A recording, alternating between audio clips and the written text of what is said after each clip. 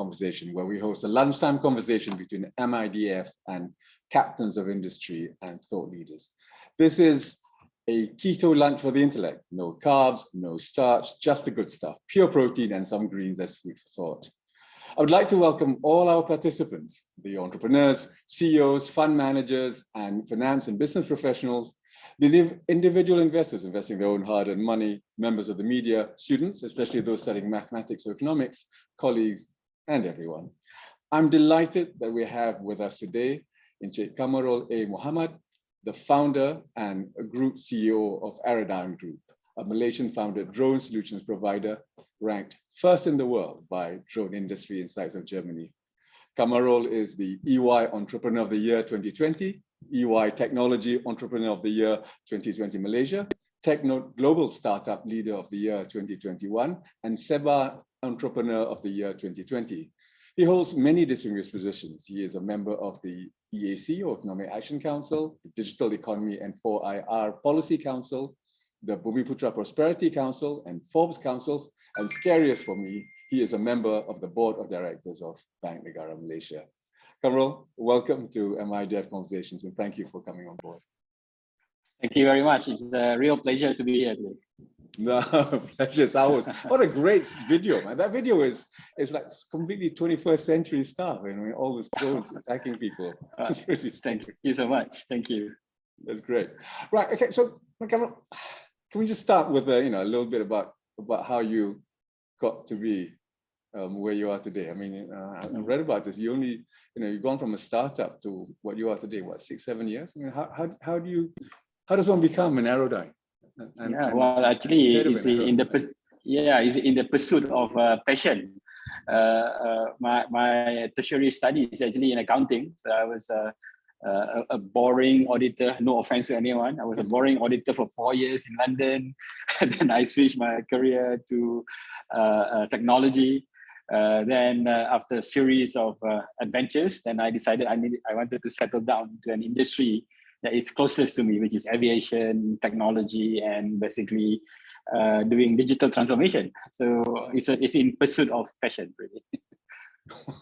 Okay. So when you start, you said you were an accountant. How long were you an accountant for? I was an auditor in the City of London for 4 years. Wow. Pinstripe suit, briefcase, and shiny black shoes, that kind of stuff in the City of London. I mean, most people become auditors and become, CFOs. They don't run, I came back.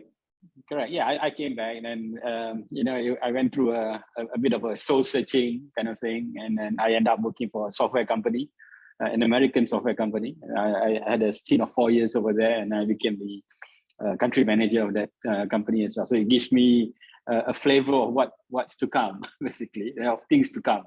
And it was a very exciting stint. But deep in me, I thought, I think I can do better. I didn't like certain things over there, and then Aerodyne was born ultimately out of that quest, basically. You make it sound so easy. Nobody goes. Oh no, it's not easy. It's tough. Yeah. Okay.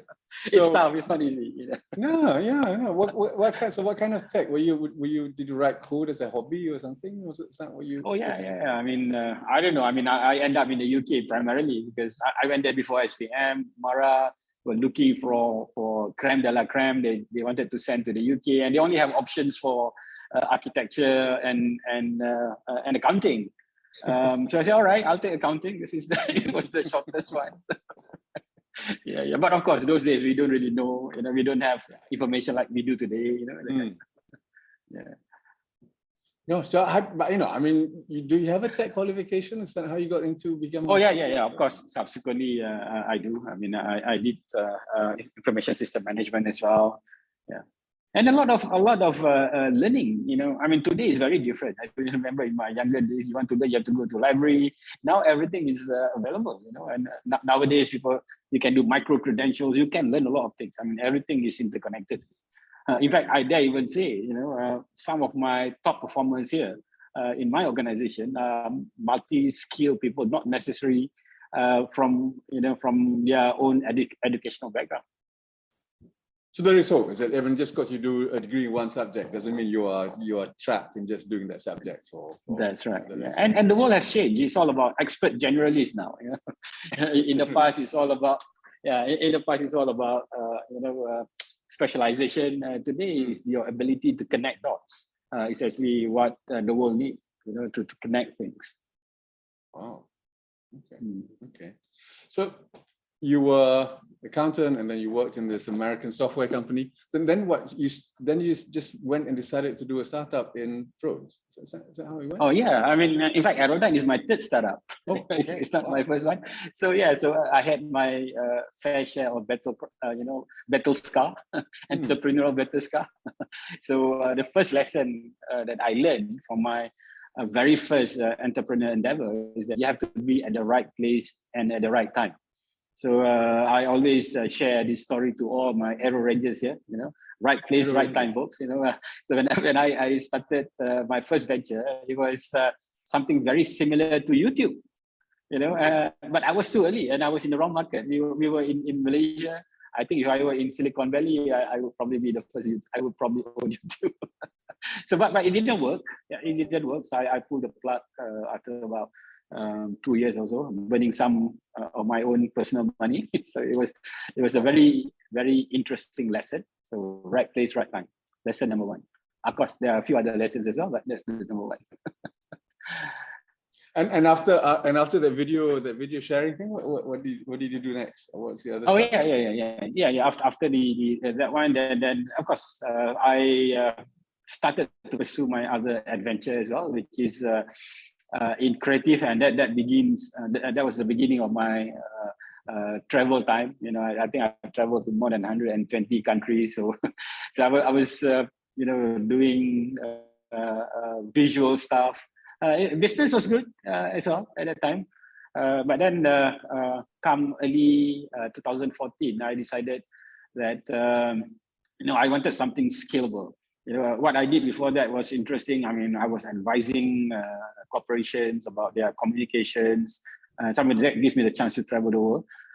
Then I wanted something scalable, and I wanted something engineering based. So that's how it started. I wanted to to move from the bucket, the parable of bucket. You use bucket to take water, to a pipeline business. So that's what Aerodyne is. Oh. You develop technology, you develop system, and it can run itself. So it's a scalable business. So sorry, before we go to Aerodyne, I just this travel business. What was it you're doing? I mean, 120 countries. I didn't realize there are. Are there 120 countries in the world? Well, there must be 120 countries in the world because. Oh, that's more than that. There's more than that. I mean, I think we have 200 plus. But yeah, I traveled the world. It was exciting. A lot of learning as well, and actually that was why it inspires me to go into digital transformation, because I notice a lot of I observe a lot of inequalities. Often people are who they are because of who they are born to and which country they come from, right? You go to Europe or America, you see prosperity just because they are born in a fair kind of environment. I travel to Africa and I see all this poverty, and I travel to India, I see all of this. I think maybe technology can change this. So that was one of the things that become my personal purpose as well, about how can I help bring equality to the world, and I thought I can use technology for that. And I was fortunate enough, for example, to be given the chance by Mara. So, and I come from a working class family, and I also saw a lot of inequalities around me as well. And I thought, hey, let's do something to uplift the economy, uplift people around you, kind of thing. And that is still my personal cause today. And then fortunately, that personal cause is aligned with my organizational cause as well, my organizational purpose. Wow. So then you founded Aerodyne after that, after yes, this travel business. And that's you right, started with 3 people, I understand? We started with 3 people, yes, that's right. Yeah. We are not close to 1,000 actually. in what, 6-7 years? My goodness. 7 years, that's right. Wow. So Aerodyne is drone, right? Is it a drone company? Well, is that what it's about? Not just drone, really. I mean, drone is the means to the end. We are actually a technology company. We call ourselves a DT Cube company. The first DT is correct, drone tech. The second one is actually data tech. right? So, and the third DT is actually digital transformation. So it's really about how we can use data technology to bring back the equality that we talked about earlier. How do we bring change to the world? How do we allow organizations to run their businesses faster, better, cheaper, safer? You know, how can we scale this business, and how can we empower people to be part of our ecosystem? So, for example, people that work using our technology, they are not necessarily just our employee. We're about to Uberize this technology as well. So we can actually now allow people based in Argentina or in Russia, sensitive name to mention now, but they can subscribe to our SaaS model, and we can enable them to provide solutions that otherwise would require deep domain knowledge to run, because we have now codified all of this. We have created AI-driven expert system that will enable anyone to do this transformation. So people with their own drones can use your software. Is that what you're saying? They can use our software, yes. I see. So you don't have to go there and do it. Gosh, that's very... Yeah, correct. It doesn't make sense. I mean, yeah, we have been on the M&A spree. We have completed about 16. So that's why we have office 16 over the past 3.5 years. So now we have offices around the world. We have 12 offices around the world, but it still is barely enough. So, for example, I mean, in Latin America, we have office in Santiago de Chile. But suddenly, there's an opportunity, say in Brazil or in Argentina. It will be very costly in terms of logistics, right? So might as well have other drone companies to deliver that solution by subscribing to our domain knowledge, by subscribing to our software, to our system. So your M&As, so you've done an M&A in South America, though. You've done a Latin America. Yes, correct. We have done one. We are about to close one in Brazil now as well. Yeah. No, it's not a natural place for Malaysians, right? Nobody here speaks Spanish. No, I don't speak Spanish. There's not much cultural affinity. Unless you play polo. Maybe you play polo. Maybe, unless you play polo. If you play polo, then maybe you have... No, I don't. I play drone. No. Yeah, you're right. I mean, that's the reason why either we partner with a local or we acquire them. So it's important to have the strong local contents anywhere we operate, right?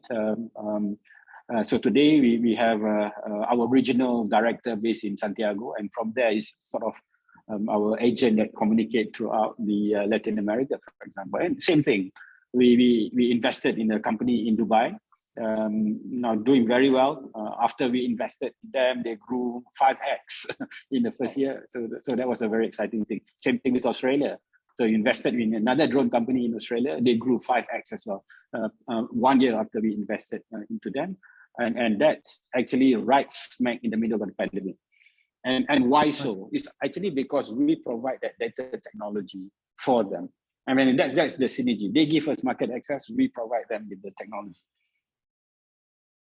So you buy over 100% of these companies. You buy control, or do you... No, we buy control, but we don't buy 100% because we want them to be vested. We want them to have a skin in the game, right?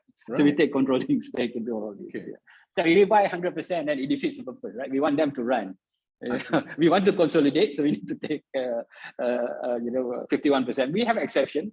Some countries we do take only 34%, but we control the board. So our auditors say we can consolidate. So that's fine with it. I mean, you must be the most successful kind of like Malaysian doing foreign M&As. You know, Malaysian companies don't always have good experiences going overseas and buying foreign companies, but. So far so good. We do have one false start, one bad investment, but fortunately, I mean, this is where my accounting background actually do play a role here. So there's no regrets. Financial sense very, very important. In fact, our very first investment did not work out very well, so we sold it off 1.5 years after that, and we gained money out of it. So because we have that investment you make money. Wow. No, because we already put in an exit strategy already. Wow. And we also make a deferred payment because they did not deliver. So we exited. But fortunately, subsequent to that, everyone was a good one. So the companies you buy are in the same business. They're own drones and they operate drones doing similar things you do. That's right. It's all about enabling them. It's all about enabling them to do more than what they can do previously. Okay. Can we talk a little bit about what your core business is? Because I'm looking at the video. There's one video of a drone helping in agriculture, another video of a drone delivering stuff, another picture of a drone taking, photographs. And most interesting, a drone, a swarm of drones trying to capture somebody. So you can do all that. Sure. We actually only do 4 things, right? Like you rightly mentioned, number 1 is agriculture. Interestingly, agriculture is new for us. We only ventured into agriculture because of the pandemic. At the start of the pandemic, I found myself with more than 50 people with nothing to do. But because my personal purpose, at that time we were already about 700 people. And these 50 people, nothing to do. It's not that we don't have project. Project were put on hold, travel restrictions. So what do I do? Do I let go of these 50 people? I can't. I don't want to do that, right? These people is my blood, my people, my family, right? So we have to take care of them. So what we did was actually, let's think of what we can do. So we started agriculture. And it turned out to be a very exciting decision. In just 1.5 years, that agriculture division have now grown to 350 people just in agriculture. But what's most exciting for me is not our personal growth, is the impact that we make to our customer. So one customer reported more than 30% yield increase after they use our solution. That's massive. Wow. 30% productivity increase, 30% yield increase for one customer. We have another customer where we help them save 235 million from dying trees, right? 200, we save them that much money, right? I mean, you look at it, right? You look at because of the pandemic, we have no foreign labor. People in the palm industry, the trees are dying because there were nobody there to address, for example, rhinoceros beetle. It's a very, very big issue. So before us, there were already people doing this on a smaller scale. So we are not the pioneer. There were already people doing it. But when we came in, we transformed this by doing this at a large scale. And that's actually come from our other experience as well. But anyway, back to your question earlier. So in this one client, some of the trees were already dying because they don't have people to take care of all of these trees. And it's being attacked by these pests, right?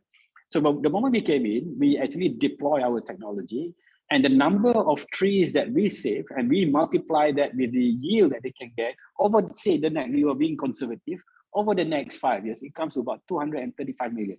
So that's value being created by technology. So the drones take a photograph of the tree, identify the tree. No. Well, yes, it does that as well. I mean, we have that. We have that. We call this the hyperspectral sensing. So we detect which trees are sick, at what stage they are, and all that. Then we deploy our drone to replace all of those missing foreign labor. Right? So this drone actually do the actual application of the fertilizers, and doing so with integrity and accuracy as well. Why do I say integrity? When you use labor, sometimes they don't even apply it, right? When no one's looking. Right? So drone, everything is recorded. You have a dashboard, you can see exactly when and where it is being deployed, right? So that's the integrity part. But the main thing is the accuracy of the application that allow us to actually save all of these potentially dying trees. So that's encourages. Same thing with durian. I mentioned about, maybe I can mention about another customer as well. All of them having the same problem. Durian trees are very, very tall, so right. So all that we're doing is they've been spraying from the ground. It doesn't reach the top, right? So we actually did a lot of studies in this, and the way we apply it right now, give them 27.8% yield increase. Can you imagine that translate into millions of ringgit every year for just one customer? Yeah, I'm trying to calculate the price of musang cake these days. That's a lot. It's a lot. Yeah, so we are very excited because it's showing that our technology actually works, because we are not selling drone, we are not selling data, we are selling performance improvement for our client. We are selling digital transformation. We are enabling them to operate better, and we are creating jobs at the same time. That's my personal purpose. People are always saying that we can't automate the plantation sector. Obviously, it's not true. It's not true. That's not true. That's totally not true. Yeah, that's totally not true. In fact, if you look at the Netherlands, right, the Dutch, they are the world's second largest agriculture exporter. It is like tiny little country, right? Second only to America. right? And we look at why they are so successful is because they use digital, they use technology extensively, and of course they have the right ecosystem and that support them to be the world number 2, right? And a small country, imagine that their agriculture land in Netherlands is only half the size of Pahang, but yet they can be the world's second largest exporter. So we should be able to do the same in Malaysia. I mean, we have plenty of land. So it's half the size of Pahang can be the world's second largest exporter. Can you imagine that? And your agriculture customers, are they all Malaysian or are they foreign as well? Or? Well, now Malaysian, but encouraged by this success, we are now in Indonesia, and next month we'll be in India as well. So we are looking at deploying something similar in India. So even countries with, which I assume have low-cost labor, it's still more efficient for them to use technology. Yeah. That's what I thought. I mean, that was the challenge that we were thinking about. I mean, can we compete with this cheap labor, right? And then the conversation started with my partner, my CEO in India, and he also saw a major push by the government over there. In fact, the government in India is subsidizing over 250,000 drones because they really want to push for technology. So my partner got very excited as well. And we did market study, and then obviously some people have already started. They say, hey, we have proven experience. We are doing this very well already, so let's do it. So that we are practically in India. I'm going there first week August as well to restart the operations in India in agriculture. Of course, we are doing other things as well. The traditional infrastructure, we take care of power line, wind turbines, solar, road, highway, bridges, ports. That was like our traditional, or rather our original solution. So that's how you started, right? I mean, that's how we started, yeah. Which is, so people can inspect bridges or whatever, or correct. towers, which. I mean, that one's still ongoing. We're still doing that. I mean, it's growing nicely. I'm just very excited about agriculture because we are making such a big impact that I'm also thinking, we are helping all of these customers, helping them. I said, oh, maybe I should be running a farm as well. In fact, jokingly between us, we are talking about, we help others. Now we should be helping ourselves. No, you should. I mean, you should. I don't know. You should, right. I don't know, tanah padi or something. Have actually we have. Which is a precision farm breakdown, right? Correct. In fact, we have started a trial at 100 hectares right now, and we are confident it will work, and we are looking forward to scaling this up. Yeah, because I mean, from the sky, it's clear what needs fertilizer, what needs pesticide, whatever. But it's beyond that as well. It's actually the data intelligence that you can get from the sensors on those drones, and not necessarily just drone. We take in weather data, we take in satellite data, and we put all of this data together, and we can do a prediction, and we can understand things that otherwise we cannot see with our eyes. So people are talking about precision farming, but you can do it. You can deliver this kind of. Yeah, correct. It is precision farming. Yes, that's right. That's phenomenal. Okay, so sorry. So we've got agriculture, we've got the traditional business, but you got some other things you deploy drones for as well. Yeah, correct. I mean, we touched about this earlier as well, right? Today, in the past, we have done all of these M&A, setting up our global presence and whatnot, right?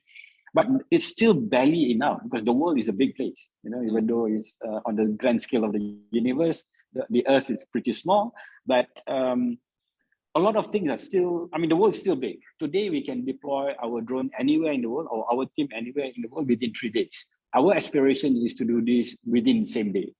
How do we do that? Does it mean that we need to have more offices around the world? It does not make sense as well. It's not economical. So that's why our thinking is that, okay, our focus now is to develop that smart expert system within our software, our SaaS-based solution. Then our so-called competitor, so we don't think of them as our competitor anymore. Right? They can subscribe. So what we are doing now is that we are enabling them to run sophisticated data or infrastructure solutions. You see, the way, if you were to look at the drone industry today, we have 2 sides of the market. We have the big player like us, that there are many other big players as well. But my estimate is that this big player is barely 20% of the whole drone ecosystem. Where are the other 80%? These are the mom and pop kind of company, you know, small organization, 3 people, 20 people, and all that. So the problem with them is that they will do the lower end of the market, right? So they won't be able to serve the Fortune 500, perhaps even the big GLCs if the requirement is, you know, sophisticated and all that. So my thinking is that I'm now enabling them so that they can actually use our data platform and run this operation.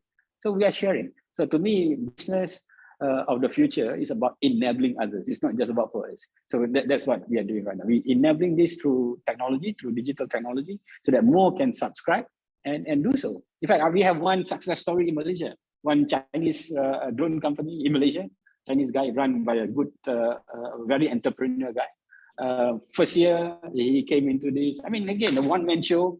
First year, his revenue was 800,000. He's now looking at bringing in 3 million next year and about 10 million the following year. So I'm happy with that. We are creating job for people, and then it's a win-win situation for us as well. And I'm looking at scaling more and more of this. Well, I understand. A Malaysian company came up with this software, which no other, well, sounds like no other company in the world has. This is something that you developed. Well, there are companies that specialize in one vertical. So there are company that specializes, say, in solar. There are company that specializes in telco, for example, right? But none of them are comprehensive. See, when you want to provide drone solution, you need to know, or you need to be into multiple different industries with multiple different, subject matter expertise would be required. So if you come to Aerodyne, you can subscribe to all of these requirements. If you are serving agriculture, all the agriculture know-how is there. Wow. If you are doing power line, then all the power line system is there. So you do not need to be an expert. So we are enabling them to enter a new market. We call this DRONOS, which stands for Drone Operating System. Wow. That's our aspiration. Right now, Kamarul, this is what, when I first heard about Aerodyne, I couldn't get my head straight about it, is that, China, DJI, when you talk about drones, it's, you associate it either with DJI and China or with the big American UAV types, right? How is it that a Malaysian company, can be so in front of everybody else? No, it's actually different. If you talk about DJI, for example, they are purely hardware players. They are hardware. Of course, they are now trying to get into software as well. We are a little bit careful with that. They wanted to, but DJI is also, we are a big fan of DJI. I think today our drone, also a significant percentage come from DJI as well. But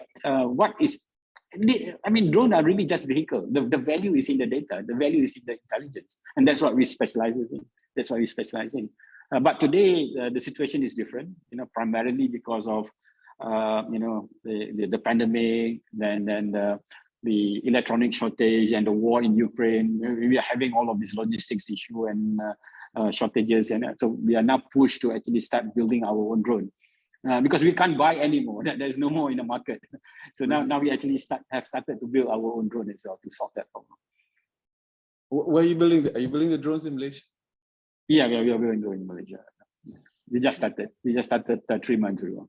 Because really we have projects. We have projects to deliver, but we can't buy any more drones. There's no more drones in the market. Sold out. Yeah, it's all sold out. You order, but you get it maybe 6 months, 9 months, 12 months later. But the US started all this UAV, military-wise. Those are US are really good at the military side. The intelligence side also, they're pretty decent, pretty good as well. And Israel, in terms of technology, data technology, I think the best really today comes from Israel. We need to do the same. We need to be better than all of this. Hence, the challenge that I have at Aerodyne. I want to build a world-class workforce with world-class mindset, with world-class capability. It has been quite a challenge, to be honest. But fortunately, majority of them are able to,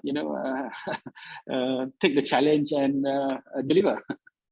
But it's a are tough engineers based here? Are they all based in Malaysia? The people who write the software? No, well, initially yes, but because we wanted to stay competitive globally, so now we have operations in other countries as well in terms of the technology development. So we have in India, we have in Pakistan, we have in Vietnam. Of course, majority is still in Malaysia. So we have some in America as well. So we are actually now have a center of excellence based on vertical around the world. Finally, our center of excellence for mining is actually based in Russia, because our team in Russia last year were working on a lot of mining work, uranium mining, to be honest, in Russia. But since the pandemic, then we had to since the war, we have to cut them off for a while and see how things evolve. So we have, like, for example, now Malaysia become the center of excellence for agriculture.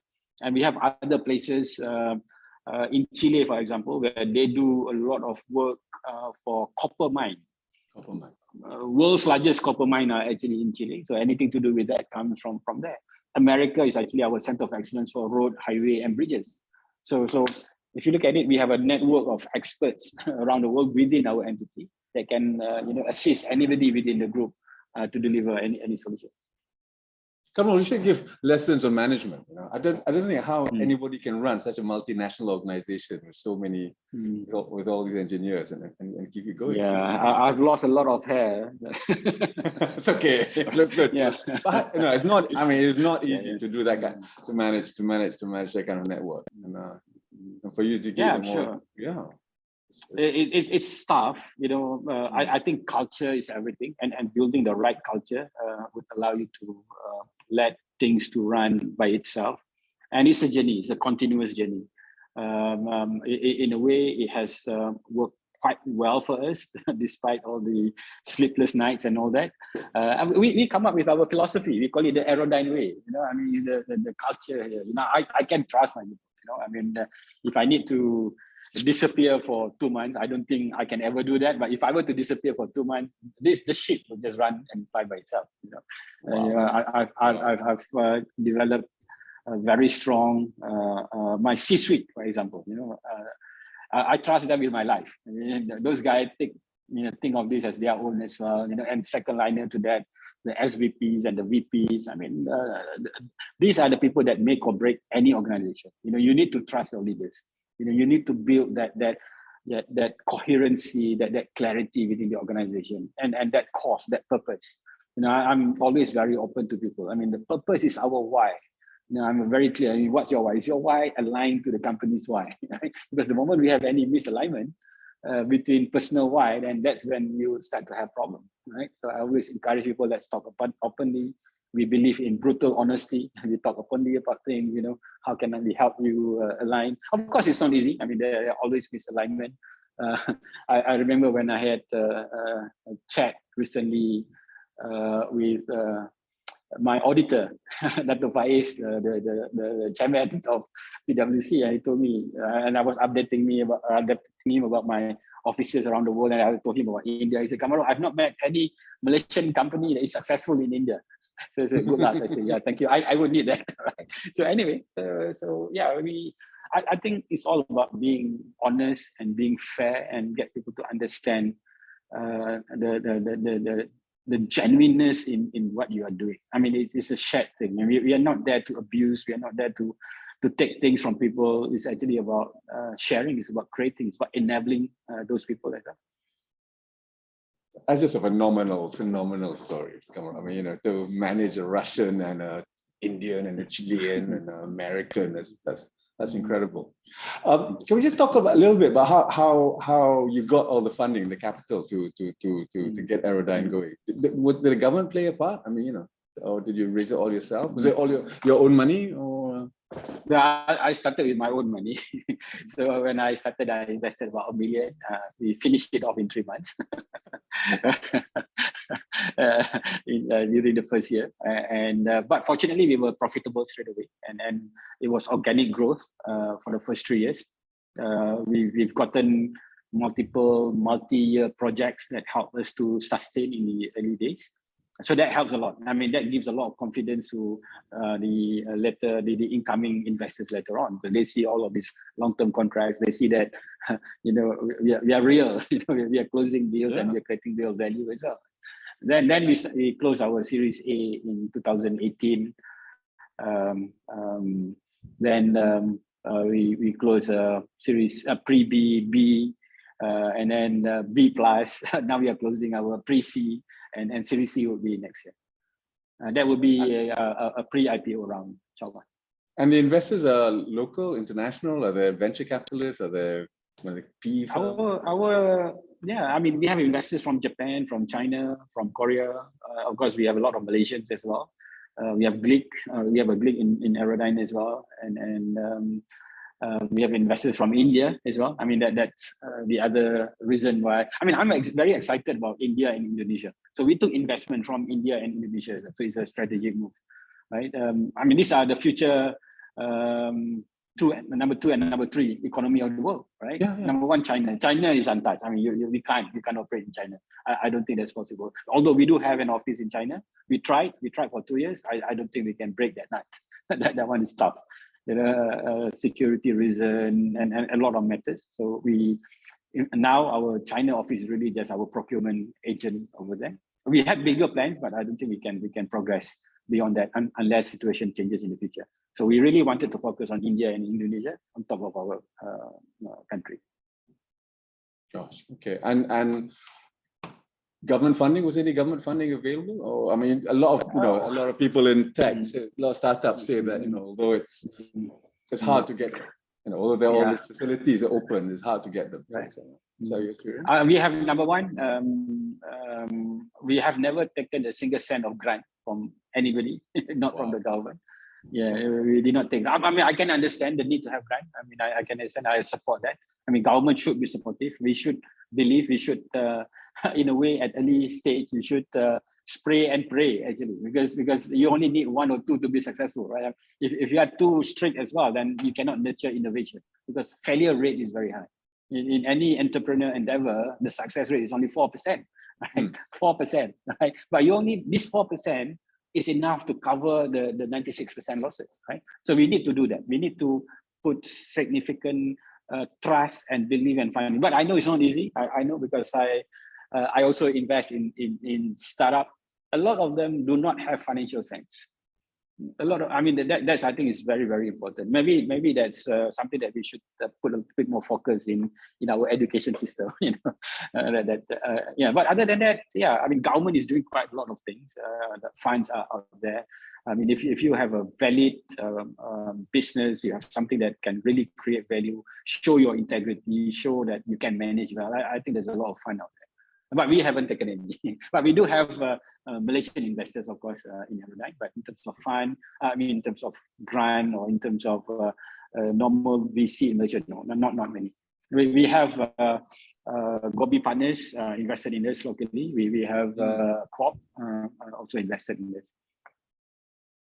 Okay, well, Gobi and of course I forgot my series A is Axiata Digital Innovation Fund. So I'm thankful with that to them as well. I mean they helped me grow from self-funded with our Series A. I mean that gives us more idea that hey, perhaps this is something that we can take it to the next level. That's fantastic. So we have a couple of questions on the question and answer box. Maybe we'll just I'll go through these quickly, and then we can talk a little bit about lessons for the country. And where do you think the country's going? So the first one's from Taufik. Does Aerodyne develop market use drones, or are they military use products as well? And next one is Okay, right. So we don't do military drone. We don't deal with any weaponized drone. We don't believe in it. What we do here is for the betterment of mankind. So we don't believe in war. We don't believe in the taking of another human's life. So we make it very clear. So we are not involved in. We do have a lot of offers though. I've got even a very lucrative offer to go into that, but we said no to it. So I don't think you ever want to go into that. And I look at the war in Ukraine. I mean, obviously drones are very good in warfare. It's really shown. Okay, Muhammad Ali says, Sometimes a session on your Facebook bio, you stated that INTP, in a world full of irrelevant information, clarity is power. Can you explain that? That's a good one. In a world full of irrelevant information, clarity is power. That's a great line. Yeah. I mean, in fact, that's what it is. I mean, in fact, we were talking about this in the morning here, our internet management meeting earlier as well, right? And you know, in anything that we do, it's really about doing the right thing, right? It's not about whether you will fail, because definitely you will fail, right? But how do we then stand up? How do we pick ourselves up and keep going? In my thinking is that success is really about keep going and solving all of these problems. But to keep going also means that you have to do the right thing. And to do the right thing is you need to have clarity. We have a lot of noise out there. And, you know, especially social media, loud, right? All kind of things. And 90% of them are not true, right? So we need to be able to pick clarity up and make the right decision. So I also see, even among the high performer in my organization and among the high performer that I know out there as well, are those that really have clarity on things. And when they don't, they go and seek that clarity. Because when you have clarity, you can make that informed decision moving forward. Great advice for all of us. Denver's Kara says Spider-Man versus Mysterio. I don't know what she's talking about or he's talking about. Drone attack, centralized drones controller to create advanced holographic projections. Okay, I mean, you can say yes or no. But actually, on that subject, do you still use people? Do you need people to pilot your drones, or they're all autonomous? And do you see autonomous? The regulation requires pilot to run it, right? I mean, and it's fair. You know, it's a must, because you need to have accountability. You need to have an accountable person when you fly, because otherwise, reckless behavior, people can do this for any, you know, bad intention, can do all kind of things. So, but despite that, the future of drone technology is fully autonomous. The future of drone technology is when we can start thinking of drones as aerial robots. Wow! It will understand what to do. It know what to do, and it can do this multiple times faster and better than any human can do. Once we get to that stage, then we'll get the full benefit of this technology. We are a proponent of this. We are pushing for this. We are a believer in this. We are developing technology. When I talked to you about drones earlier, it's actually heading towards that direction as well. So it will come to that stage in the future, but not yet at the moment. So in all the countries you operate, you must have a pilot. You must have a pilot in all the countries. You must have a pilot. Yeah, right. But now that there are this thing called beyond visual line of sight, where there are still people that are accountable for it. Today, our nested drone system, we have a drone that lives in its own house. We can install it anywhere in the world and control it from Malaysia. I can have drone in London. I can control from here, for example. Right? I mean, that technology already exists. You can do that. And in fact, we have that. Oh, that's allowed. Today. That's allowed. Is it? It's allowed. You can't. It's not allowed. You can do it with exception. You know, for example, if you are in the savannah, there's no human, there's very little risk. You can go in and get for exemption. Then you will get an exemption. So we are working with one Malaysia oil and gas company with pipeline, for example, to help them take care of their pipeline right away. So we do get special permission to actually run and manage this pipeline, for example. So, but it's not commonplace yet, but it will get there. You know, once the reliability of the aircraft, when the regulations that are already in place, it will get there. But I would think it will take a couple of years before we get fully autonomous ready. Okay, brilliant. Okay, another question on, lots of questions on military, and you've answered that. Flying car, do you see a flying car happening soon? Absolutely, I have no doubt about this. You know, in fact, the days of Jetson is coming. You know, 2030, it will become common sight. You know, seriously. There are companies that already, you know, have that technology ready to be rolled out. I mean, I had vision to actually deliver the solution also in Malaysia, but see, if you want to deliver anything, or especially in this space, you need to have 4 things. You need to have the technology, you know, you need to have regulatory support for this to happen. You also need societal acceptance. If society is not ready, just like in the past as well, when you're not ready, you won't be able to do this. When the first car was driven without a horse in front of it, people say that she's a witch. They wanted to burn her to the stake, right? So likewise, if you want to do this flying car here and whatnot, if the society, if the market is not ready, you can't do it.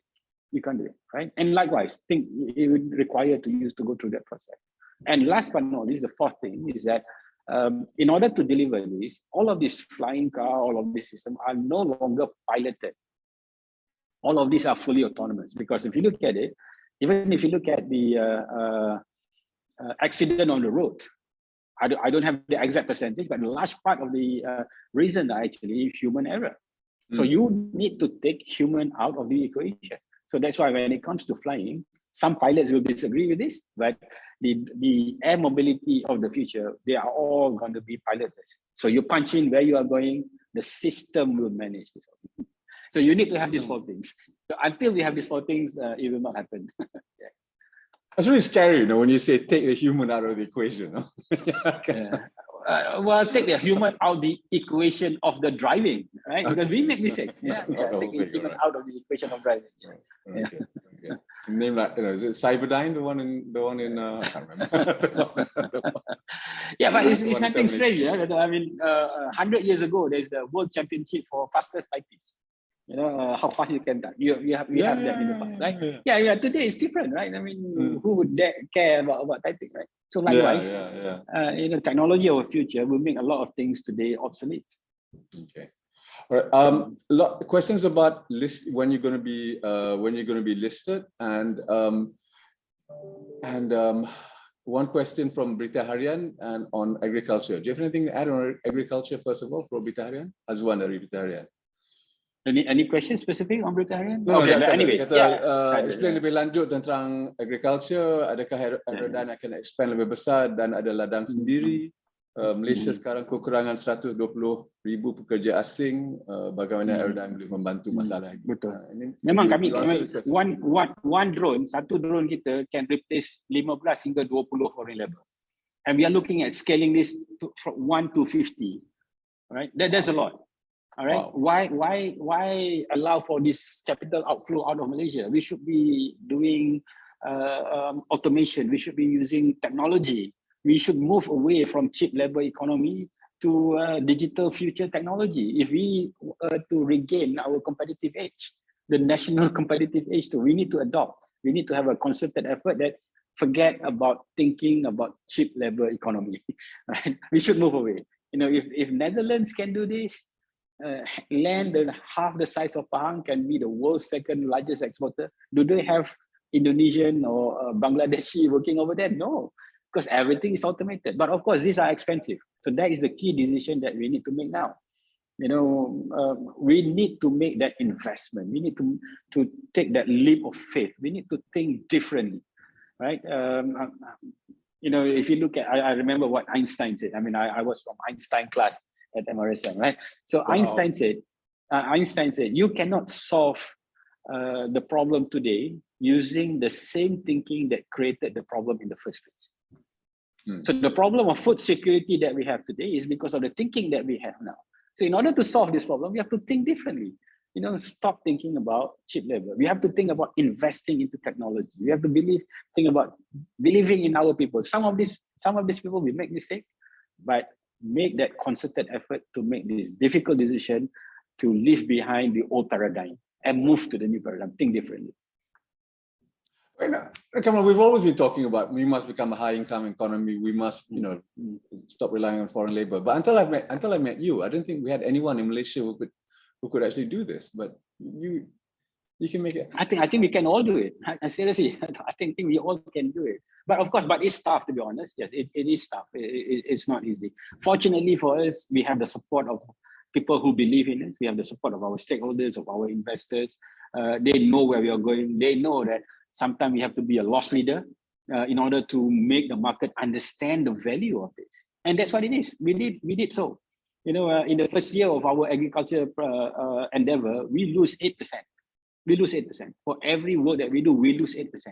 But because of that, now people believe in our technology and people are flocking to us. So today we have order book in excess of $400 million in agriculture. I mean, pipeline and order book. So sometimes you need to make that difficult decision. We did that difficult decision.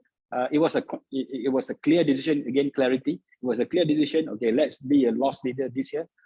We go out there, we trade the market, we prove to the market that this technology works. Now we scale up. Gosh, it does help, isn't it? Because you do talk about cost. I mean, the financial training you had does help because it does, it gives you specific things like, will be a loss leader for 1 year. That's important. No, there's some people think you just can carry on throwing money away forever and ever.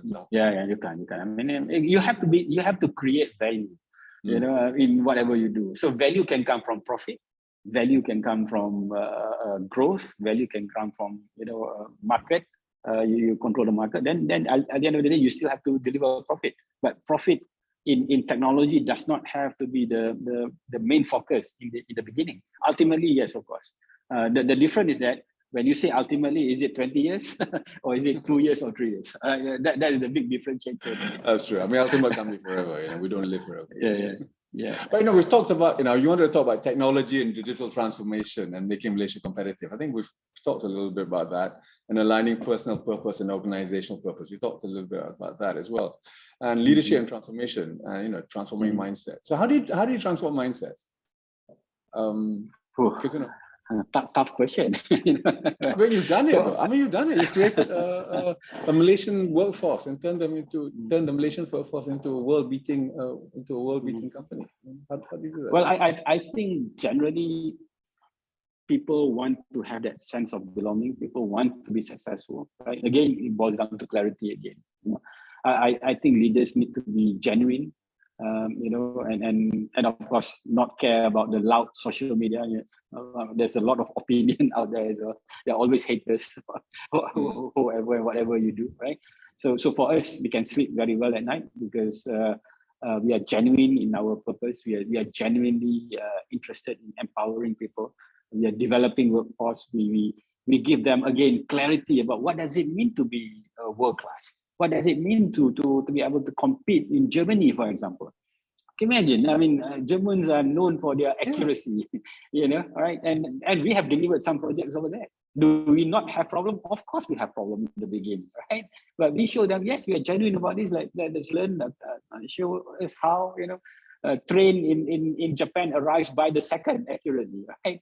Our people in the beginning, in the first day of Aerodyne, I janji dengan my staff, okay, let's meet at 2 o'clock. Okay, bang, saya datang lepas makan nasi. Ataupun saya datang lepas sembahyang asar. So your accuracy, your accuracy is 2 or 3 hours. No, so now I want accuracy down to 1 minute. Don't talk to me nak jumpa lepas asar. So let's create that change of mindset. Again, the main thing is to think differently. And like what Einstein said, I mean, the problem that we face today is actually our own doing. So in order to solve the problem of our own doing, we cannot use the same thinking. We have to think differently. And that's what I preach here. So that's what I tell our people. Nowadays, if you look at social media, you look at even LinkedIn, mass resignation, work from home, people are not willing to work hard. There's no substitute for work hard. You need to work hard. I tell my people as well, I mean, here we work hard. I wake up every day at 4 a.m. I belong to the 4 a.m. club. Right? Every day without fail. That's when I wake up. There's a time 5 o'clock. Yeah, that's all. You can always turn on the light, right? So I wake up every day at 4.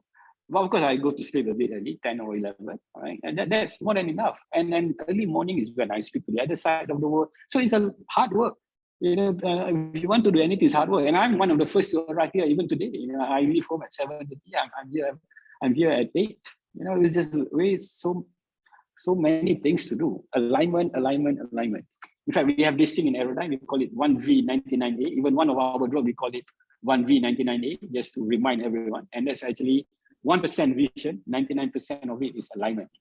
Alignment is clarity. It's all about clarity. We must align our people about where we are going, what we need to do. Kamarul, we've had lots of conversations with many people, but you are amazing. I mean, especially getting this. So there is hope. I mean,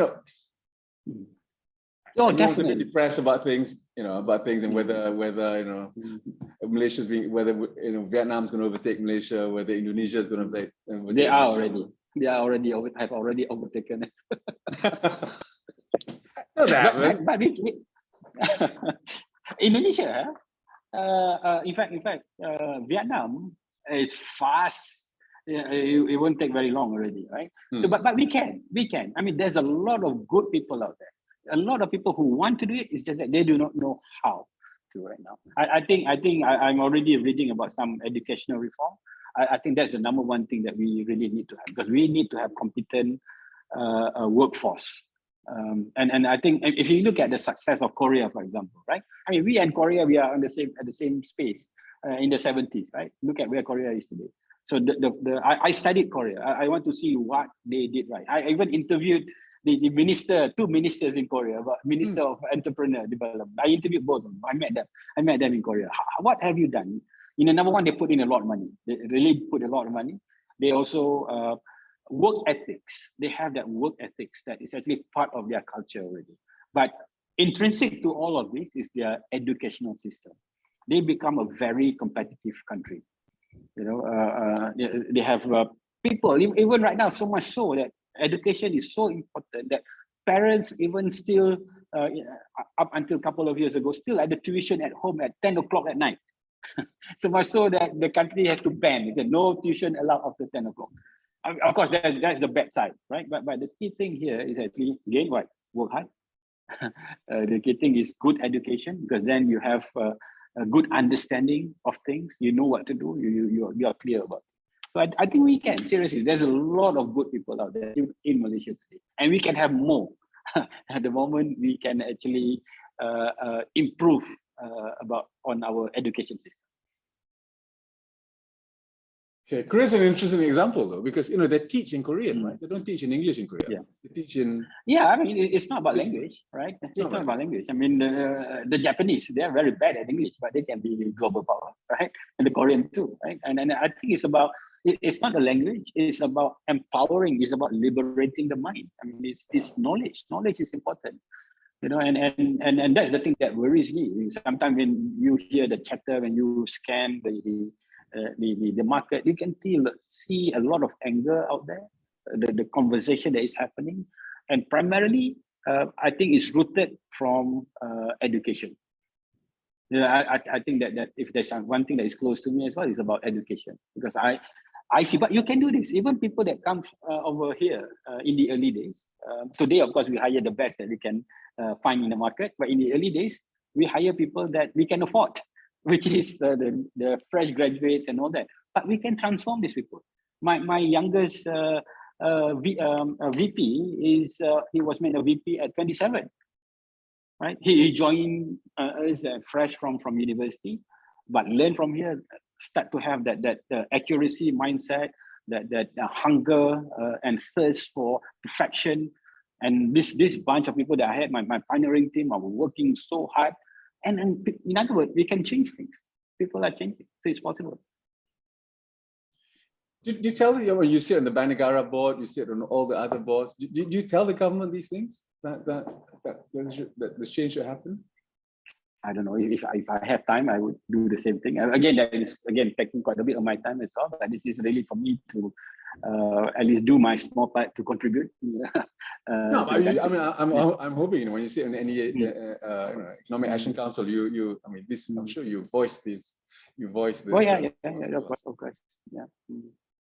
We did talk about, for example, agriculture, because we need to do this. I mean, we import more than 50 billion every year. I mean, that's like 1 billion every week. So we need to resolve it. We need to have our food security, for example. And it's not rocket science, it can be done. It's just doing the right thing. It is rocket science. Things differently. You are doing rocket science, Kamarul. You are doing rocket science. You got drones. I mean, that is rocket science. But we can do it. We can do it. The country can do it. We can be. We can. I don't want to use what Trump says. We can make Malaysia great again. Maga, mama. Oh, that's fantastic. Time's almost up. There are many questions here about your listing and whether MIDF is part of it. No, but why are your listing plans? Will Aerodyne be listed soon?